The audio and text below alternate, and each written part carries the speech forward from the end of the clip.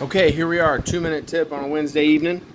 Putting the cylinder back in this RM250 two-stroke, and I was having trouble, like I needed 2 more hands to get the rings compressed to slip the cylinder down on here. It's always a challenge. So pulled out the hose clamp there, got everything lined up, tightened it down gently, and now I'm going to try to slip the cylinder down on there and have it just push the hose clamp down. Then I'll loosen it up and take it off.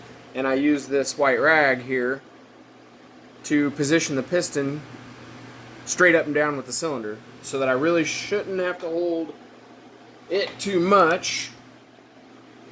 And here we're going to try it.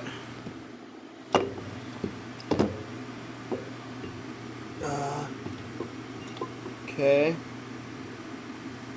I should be able to.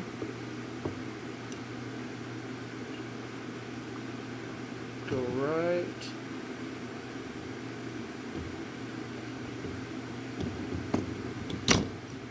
That way. Okay.